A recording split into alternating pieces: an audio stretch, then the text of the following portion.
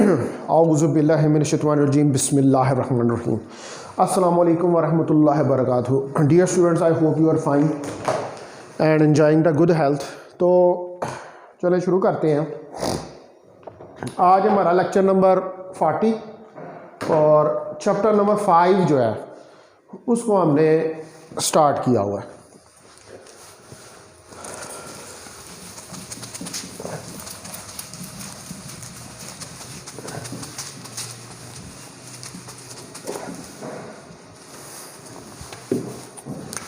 आज हमारा lecture number 40 है और C1 फिज़िक्स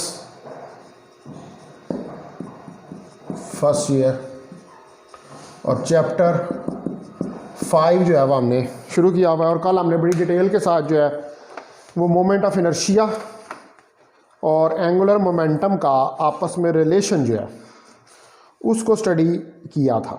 ठीक है, L=I जो है इसको हमने कैलकुलेट किया था और रिजिड बॉडी के लिए भी मोमेंट ऑफ इनर्शिया जो है कैलकुलेट करके देखा था, उसकी यूनिट्स देखे थे, डायमेंशंस जो हैं उनको चेक किया था। आज जो हमारा टास्क है वो है law of conservation of angular momentum.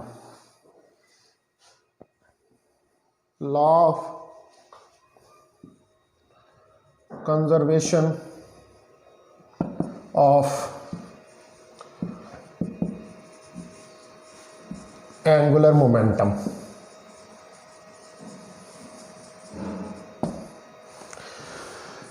तो जिस तरह हमने law of conservation of linear momentum जब वो स्टडी किया था कि अगर किसी ऑब्जेक्ट के ऊपर या किसी सिस्टम के ऊपर कोई एक्सटर्नल फोर्स ना एक्ट कर रही हो तो ऐसे सिस्टम का जो लीनियर मोमेंटम है वो कांस्टेंट रहता है, वो कंजर्व रहता है।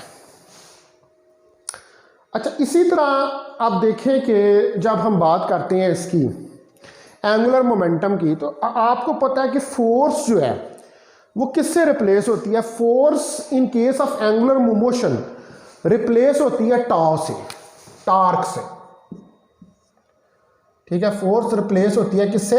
टार्क से एंगुलर मोशन के अंदर। ठीक है, क्योंकि हमारे पास न्यूटन सेकंड लॉ जो है F=ma, ये एंगुलर मोशन में हो जाता है τ=I अल्फा ए के लिए, m के लिए I और फोर्स के लिए τ। तो जब हमारे पास एंगुलर मोशन है तो in the case of the angular motion we will say that when no external torque acts on the system, the total angular momentum of the system remain constant। जिस तरह हम लीनियर मोमेंटम की definition करते हैं ना, law of conservation of linear momentum की, कि if no external force acts on the system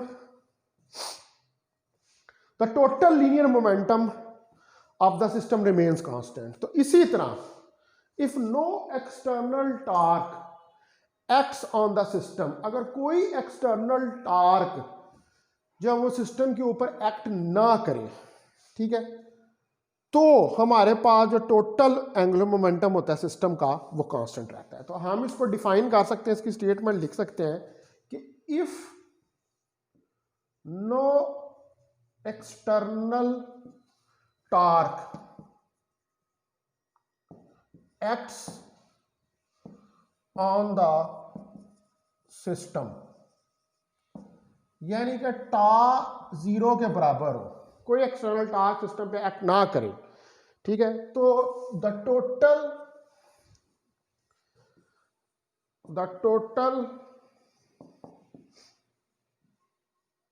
angular momentum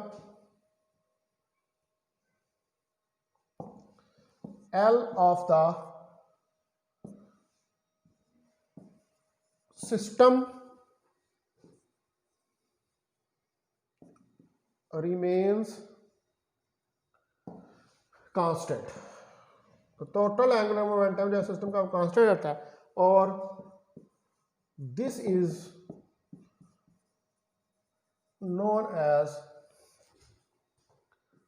law of conservation of angular momentum, और इसको हम law of conservation of angular momentum का नाम देते हैं। यानी कि टोटल मोमेंटम, एंगुलर मोमेंटम अगर सिस्टम का कांस्टेंट रहे, total angular momentum of the system remains constant, ठीक है जी।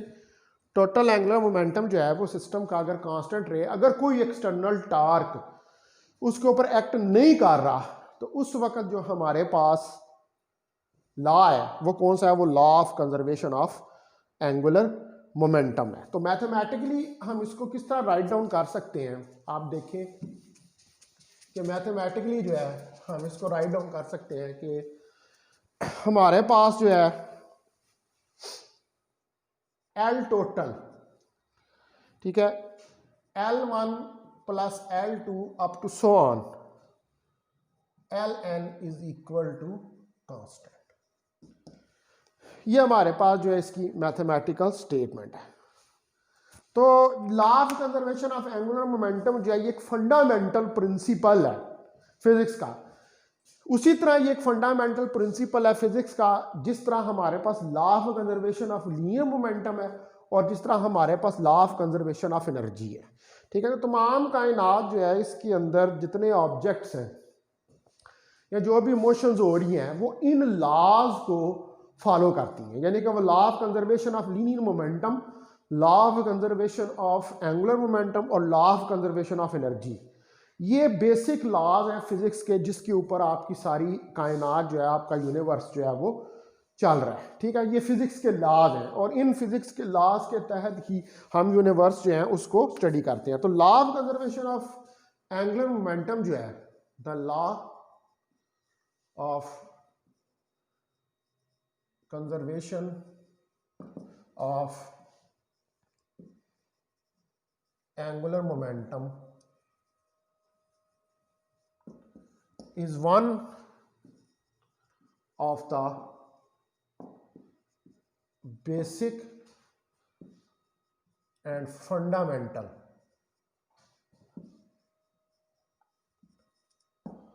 laws of physics। ये बेसिक और एक फंडामेंटल लॉ ऑफ या प्रिंसिपल जो है ऑफ फिजिक्स है। ये प्रिंसिपल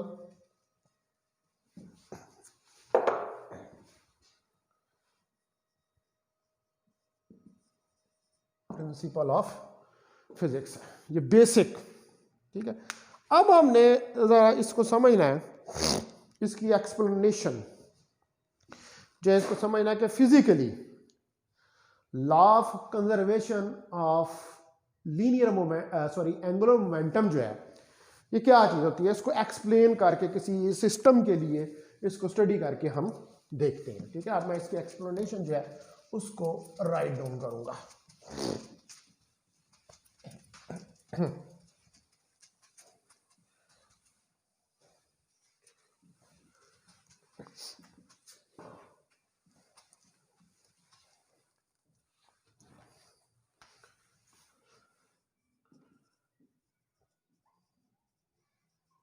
तो इसकी एक्सप्लेनेशन जो है उसको देखते हैं। आप देखें ये जो एक डाइवर होता है, ये डाइविंग बोर्ड नहीं होता, उसके ऊपर डाइवर होता है। तो वो सपोज करें कि ये एक डाइविंग बोर्ड है, ये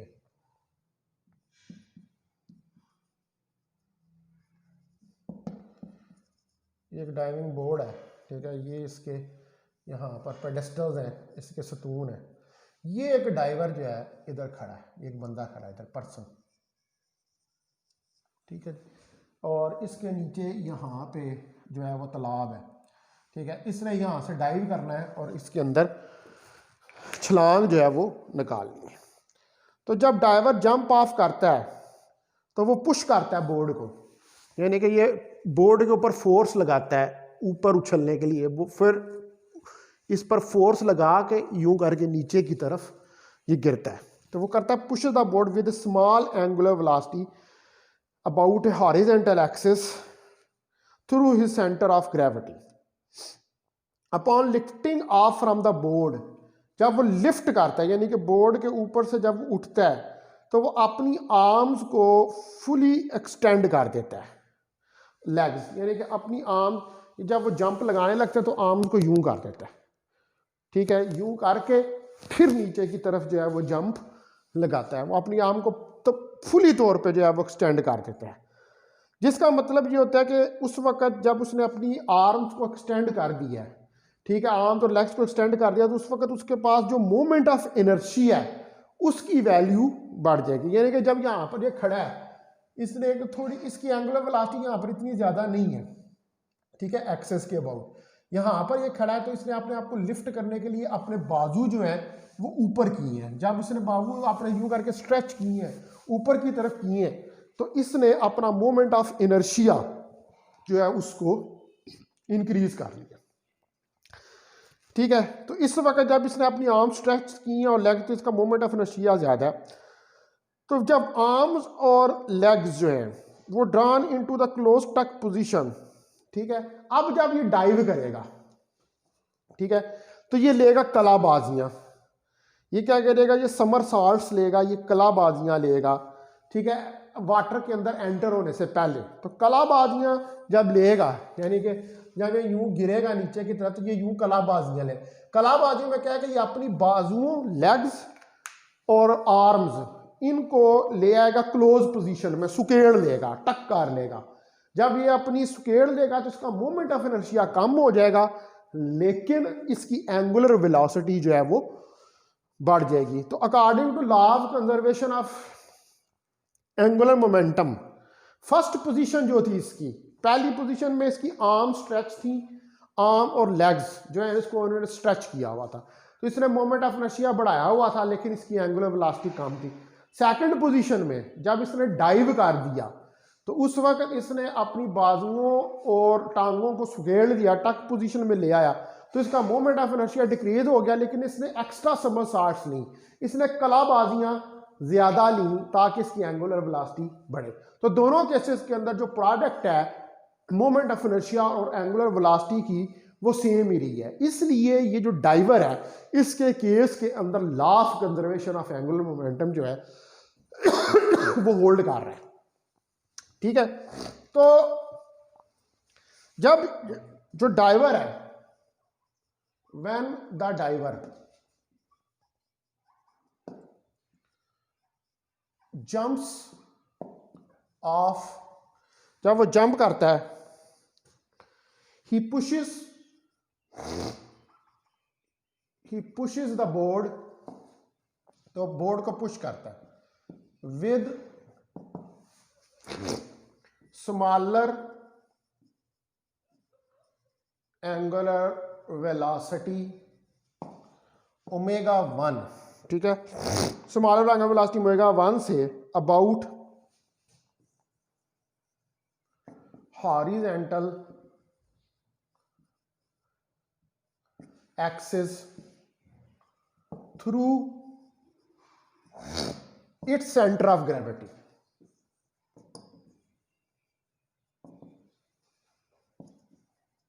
सेंटर ऑफ ग्रेविटी वो होता है कि जिसके ऊपर पूरा वेट जो है बॉडी का वो एक्ट कर रहा होता है। तो जब ये लिफ्ट करता है अपने आप को of the board upon lifting up, जब ये अपने आप को लिफ्ट करता है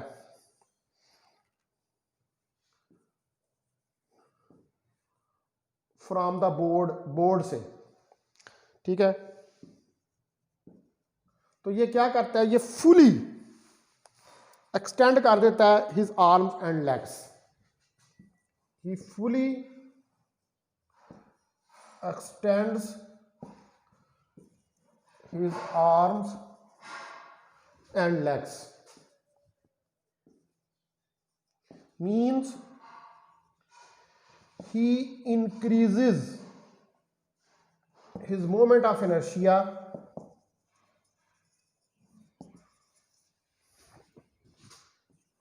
ये क्या करता है, अपना मोमेंट ऑफ इनर्शिया इंक्रीज करता है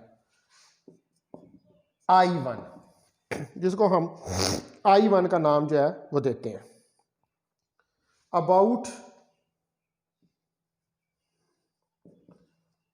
दिस एक्सिस, इन एक्सिस के अबाउट, जहाँ पे उसकी एंगुलर वेलोसिटी जो है वो बहुत स्मॉल है। तो इसका मतलब है कि यहाँ पर अब इस पोजीशन के ऊपर इसका एंगुलर मोमेंटम कितना है, L1 फर्स्ट पोजीशन पर I1 ओमेगा 1, ये इसका एंगुलर मोमेंटम है। ये इक्वेशन नंबर 1 जो है ये हमारे पास आ गई, ये फर्स्ट पोजीशन है इसकी। अभी इसने डाइव नहीं किया, ये इसकी पहली पोजीशन है, अभी इसने डाइव नहीं किया, अभी इसने डाइव करना है। तो इसका मोमेंट ऑफ इनर्शिया इस पोजीशन में, जब अब इसने डाइव नहीं किया, मोमेंट ऑफ इनर्शिया ज्यादा और एंगुलर वेलोसिटी जो है वो कम है। अब दूसरी पोजीशन, अब दूसरी पोजीशन ये क्या है कि ये अपनी आर्म और लेग्स जो है इनको ले आता है क्लोज पोजीशन में, ठीक है, टच कर लेता है, सुकेड़ देता है। सेकंड स्टेज जो है इसकी,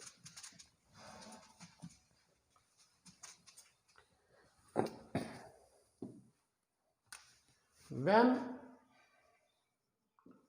legs and arms are drawn into close tuck position, तो जब आर्म्स और लेग जो है उनको हम क्लोज टक पोजीशन में ले आते हैं तो the moment of inertia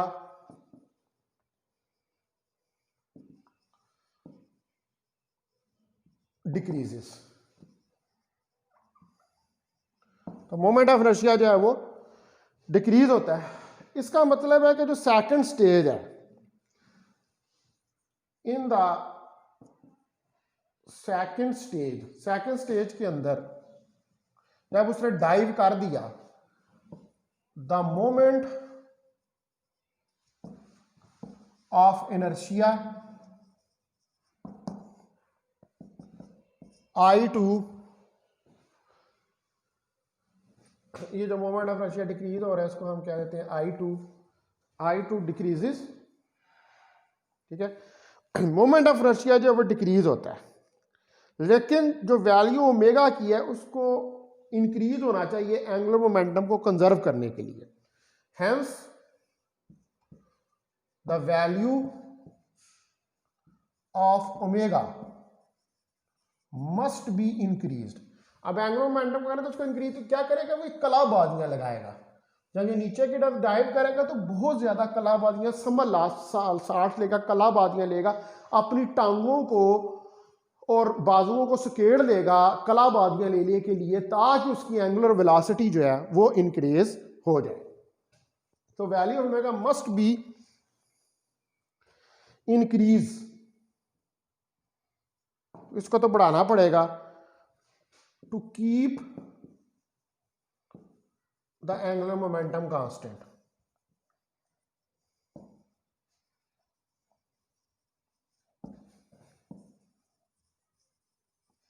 angular momentum को कांस्टेंट रखने के लिए ओमेगा जो है उसको इंक्रीज करेगा।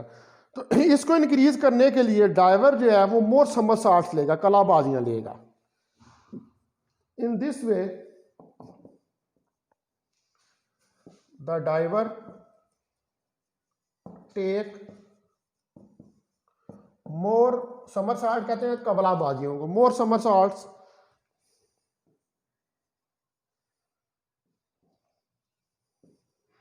ठीक है जी, बिफोर एंटरिंग द वाटर, मतलब यूं इसके गिरने के यूं करता है वह, फिर सीधा इसके अंदर जो है वो गिर जाएगा। Before entering in the water, पानी में गिरने से पहले देखें यूं आएगा, ऐसे ऐसे ऐसे ऐसे ऐसे करता हुआ ये सीधा इसके अंदर गिर जाएगा। तो ये आप देख सकते हैं कि जब ग्रेटर मोमेंट ऑफ इनर्शिया होगा तो ओमेगा कम होगा, ठीक है। फर्स्ट स्टेज के अंदर मोमेंट ऑफ इनर्शिया ज्यादा है तो ओमेगा कम है। सेकंड केस के अंदर मोमेंट ऑफ इनर्शिया डिक्रीज हो गया और ओमेगा बढ़ गया, ठीक है। तो यहाँ अब इक्वेशन हमारे पास आ जाएगी L2 I2 ओमेगा 2, ये इक्वेशन नंबर 2 हो जाएगी। तो आप कंपेयर कर लें, कंपेयर 1 and 2, 1 और 2 को कंपेयर करें तो I1 omega 1 is equal to I2 omega 2 या L1 is equal to L2। तो ये कांस्टेंट ही रह रहा है। तो इसका मतलब ये हुआ कि ये जो डाइवर है, इस डाइवर के लिए जो law of conserve of angular momentum है वो होल्ड कर रहा है। जब ये अपनी पहली स्टेज में था तो इसने क्या किया, अपनी बाजुओं और लेग्स को स्ट्रेच किया, बड़ा स्ट्रेच किया ताकि इसका मोमेंट ऑफ इनर्शिया इंक्रीज हो, ठीक है। और सेकंड स्टेज में इसने क्या किया कि इसने अपनी बाजुओं और लेग्स को टक पोजीशन में ले आया, सुकेड़ लिया और एक्स्ट्रा समरसॉल्ट्स नहीं, कलाबाजियां लगाई ताकि इसकी एंगुलर वेलोसिटी इंक्रीज हो जाए। तो मकसद ये था कि दोनों स्टेजेस के अंदर जो मोमेंट ऑफ इनर्शिया और एंगुलर वेलोसिटी है, इसकी प्रोडक्ट जो है उसको कांस्टेंट रहना चाहिए। तो अगर मोमेंट ऑफ इनर्शिया और एंगुलर वेलोसिटी की प्रोडक्ट जो है वो कांस्टेंट रहेगी तो इसका मतलब है कि law of conservation of angular momentum जो है वो होल्ड कर रहा है, ठीक है जी। अब हम देखते हैं कि जो हमारे पास डायरेक्शन है एंगुलर मोमेंटम की, ठीक है, वो डायरेक्शन क्या है, आपको बताई थी कि एंगुलर मोमेंटम जो है ये along the axis of rotation इसकी डायरेक्शन होती है। और राइट हैंड रूल से हम ये डायरेक्शन जो है उसको फाइंड करते हैं। तो डायरेक्शन ऑफ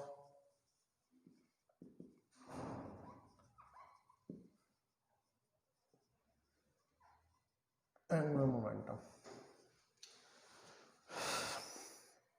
तो एंगुलर मोमेंटम जो क्या है ये एक वेक्टर क्वांटिटी है, ठीक है। तो angular momentum is a vector quantity, ये एक वेक्टर क्वांटिटी है। तो वेक्टर क्वांटिटी जो है उसकी फिर हमें डायरेक्शन को देखना पड़ता है और इसकी डायरेक्शन जो है वो हमेशा along the axis of rotation होती है, जिसका मतलब है कि एक्सिस ऑफ रोटेशन जो है वो फिक्स्ड है, ठीक है। Its direction is always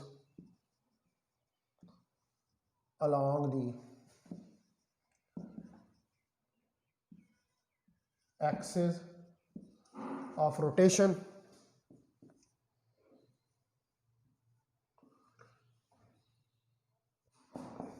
which means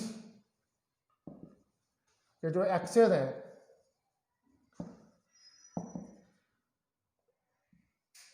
access are fixed, तो जिसका मतलब है कि एक्सिस जो है वो फिक्स्ड है। तो इसका मतलब है कि जो डायरेक्शन है इसकी वो हमेशा एक्सिस ऑफ रोटेशन के लॉन्ग होती है और हमेशा कांस्टेंट रहती है, ठीक है। चूंकि एक्सिस ऑफ रोटेशन जो है वो फिक्स्ड है इसलिए इसकी डायरेक्शन जो है वो along the axis of rotation होगी और ये हमेशा डायरेक्शन जो है वो कांस्टेंट रहेगी। तो हम ये कह सकते हैं कि जो हमारे पास एक्सिस ऑफ रोटेशन है of an object will not change its orientation unless an external torque causes it to do so. तो इसका मतलब है कि जो एक्सिस ऑफ रोटेशन है, आप मतलब है कि अगर एक बॉडी ये कोई एक्सिस ऑफ रोटेशन है, ये इसके बावजूद रोटेट कर रही है, तो जब तक इसके ऊपर कोई एक्सटर्नल टार्क नहीं एक्ट करेगा तो उतनी देर तक ये एक्सिस ऑफ रोटेशन जो है वो फिक्स रहेंगे। लेकिन अगर एक्सटर्नल टार्क एक्ट करे तो एक्सटर्नल टार्क एक्ट करने से ये एक्सिस ऑफ रोटेशन जो है फिर फिक्स नहीं रहेंगे, ठीक है। यानी कि ये जो यूं फिक्स हैं ये फिर एक्सटर्नल टार्क एक्ट करेगा तो ये एक्सिस ऑफ रोटेशन जो है वो अपनी जगह पे फिक्स जो है वो नहीं रहेंगे। तो लिहाजा हम ये कह सकते हैं कि द एक्सिस ऑफ रोटेशन, कि जो एक्सिस ऑफ रोटेशन है हमारे पास of an object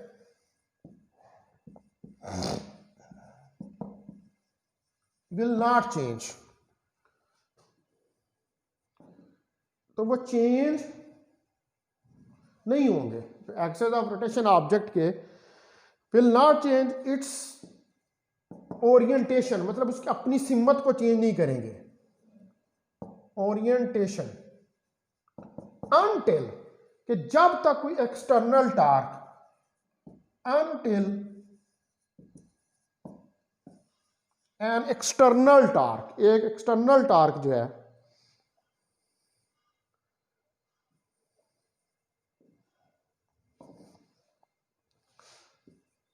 torque causes it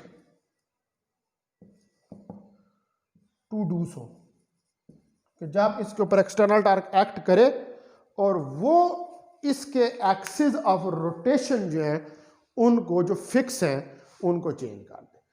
तो जितनी देर तक एक्सिस ऑफ रोटेशन जो है वो फिक्स है, कोई एक्सटर्नल टार्क एक्ट नहीं कर रहा, तो एंगुलर मोमेंटम की जो डायरेक्शन है वो along the axis of rotation. तो यहां पर ये एक फैक्ट बड़ा इंपॉर्टेंट है कि जो अर्थ है हमारी, ये क्या करती है, ये मूव करती है अराउंड द सन। कोई और साइजेबल टार्क जो है वो एक्सपेरिमेंटेड बाय अर्थ अगर हो, क्योंकि जो मेजर फोर्सेस हैं वो एक्ट कर रही हैं इसके ऊपर, वो क्या है, वो पुल ऑफ सन है, तो अर्थ जो एक्सिस ऑफ रोटेशन है वो फिक्स है in one direction with reference to universe around us, ठीक है। तो जो एक्सिस ऑफ रोटेशन है अर्थ के वो भी तो फिक्स है। जब से कायनात बनी है अर्थ जो है वो विद रिस्पेक्ट टू यूनिवर्स एक फिक्स्ड एक्सिस के अबाउट जो है वो रोटेट कर रही है।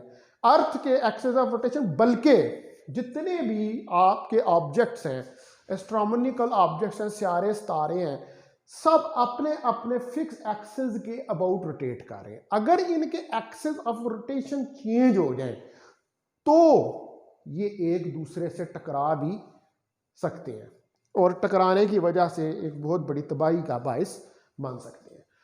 तो ये तो अल्लाह ताला ने भी कुरान में ये बात की है कि हर चीज़ जो है वो अपने मदार में घूम रही है।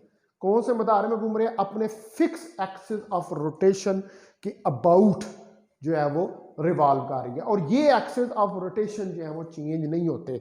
जिस दिन ये एक्सिस ऑफ रोटेशन जो चेंज हो गए तो कायनात के अंदर जितनी चीज़ें हैं वो आपस में टकरा जाएंगी, और उनके टकराने के नतीजे में फिर आप समझ लें कि जिसको कहते हैं जजमेंट डे, क़यामत का वो दिन होगा। तो अभी तक तो ये सारी चीज़ें जो हैं वो अपने अपने मदारों में कांस्टेंट एंगुलर मोमेंटम, यानी कि जिस दिन एंगुलर मोमेंटम चीज़ों का कांस्टेंट ना रहा तो उस दिन चीज़ें जो हैं वो आपस में टकरा जाएंगी। तो ये फैक्ट जो है ये बड़ी इंपॉर्टेंस क्या है, this fact is of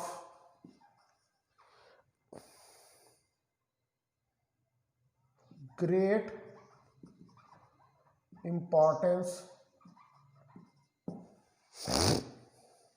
for the earth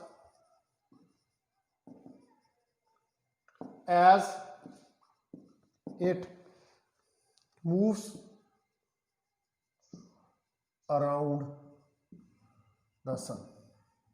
तो अर्थ तो सन के अबाउट मूव कर रही है, और कोई भी साइजेबल टार्क एक्सपेरिमेंटेड नहीं है कि अर्थ, कोई भी टार्क जो है वो अर्थ के ऊपर एक्ट नहीं करता। No external torque acts on the earth. कोई साइजेबल, कोई एक्सटर्नल टार्क जो है वो एक्ट नहीं करता, और जो मेजर फोर्स एक्ट करती है इसके ऊपर, ठीक है, the major force acts on the earth is the pull of sun. वो सन का पुल है, इसी वजह से अर्थ जो है वो सन के अबाउट जो है रिवॉल्व कर रही है, ठीक है ना। हम यही कहते हैं ना कि ये सन है और ये अर्थ है, ये इसके अबाउट अर्थ रिवॉल्व कर रही है, इनके दरमियान कोई डिस्टेंस है, ठीक है। तो यहाँ पर सन की जो ग्रेविटेशनल फोर्स है वो अर्थ को अपनी तरफ खींचती है। तो सन की ग्रेविटी चूंकि अर्थ की से ज़्यादा है, इसलिए सन जो है वो पुल करता है, अपनी तरफ खींचता है अर्थ को, तो अर्थ जो है फिर सेंट्रीपिटल फोर्स की वजह से सर्कल के अंदर जो है वो मूव करना शुरू कर देती है। तो सिर्फ इसके ऊपर जो फोर्स एक्ट कर रही है वो क्या कर रही है, वो पुल ऑफ सन है। तो जो अर्थ के एक्सिस ऑफ रोटेशन है वो फिक्स्ड है।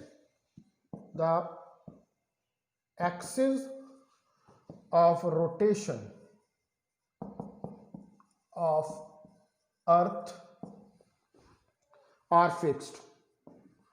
तो जो एक्सिस ऑफ रोटेशन है हमारे पास, यानी कि अर्थ के ऊपर चूंकि कोई एक्सटर्नल टार्क नहीं एक्ट कर रहा, इसलिए इसके एक्सिस ऑफ रोटेशन जो है वो फिक्स्ड है इन वन डायरेक्शन, एक डायरेक्शन में, विद रिस्पेक्ट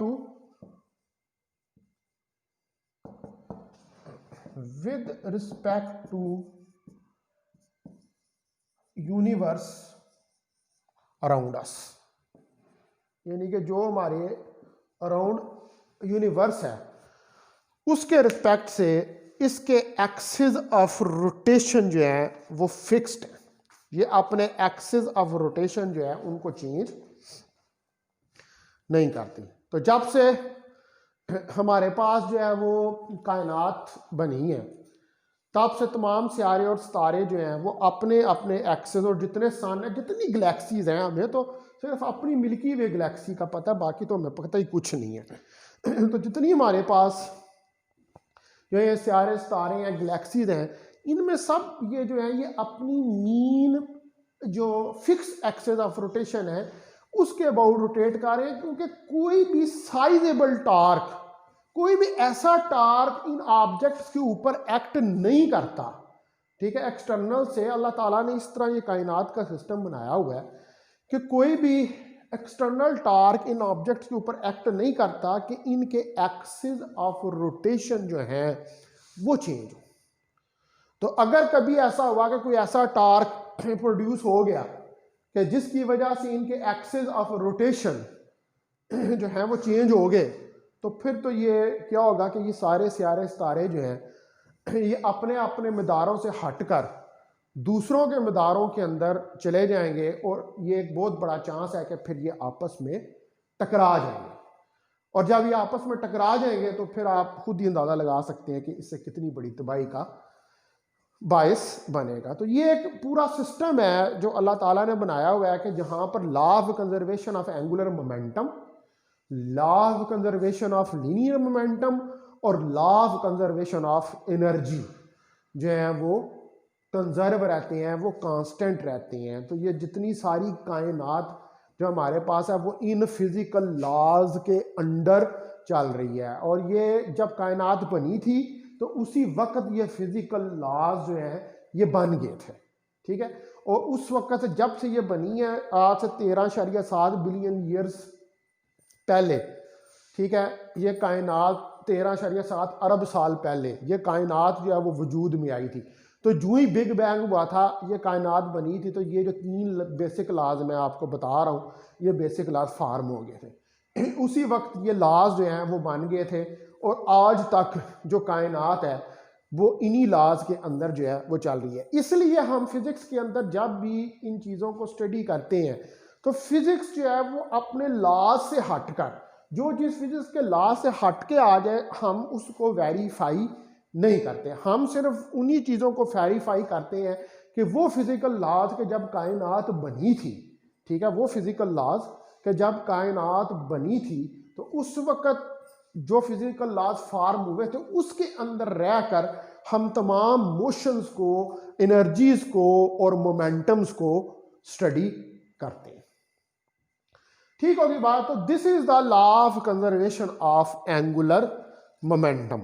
तो इसको हम कहते हैं law of conservation of angular momentum. और law of conservation of angular momentum का मतलब ये है कि जब किसी रोटेटिंग बॉडी के ऊपर कोई एक्सटर्नल टार्क एक्ट ना करे तो उसके एक्सिस ऑफ रोटेशन जो है वो फिक्स रहते हैं, और वो ऑब्जेक्ट जो है अपने फिक्स एक्सिस ऑफ रोटेशन के अबाउट जो है वो रिवॉल्व करता रहता है या मूव करता रहता है। और एंगुलर मोमेंटम की डायरेक्शन भी along the axis of rotation होती है according to right hand rule.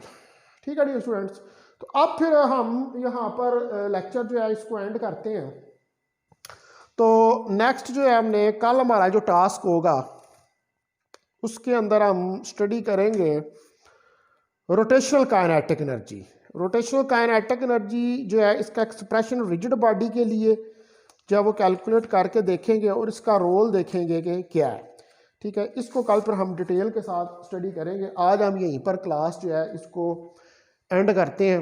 अभी आपकी अगली क्लास का भी टाइम जो है वो हो रहा होगा। तो शुक्रिया।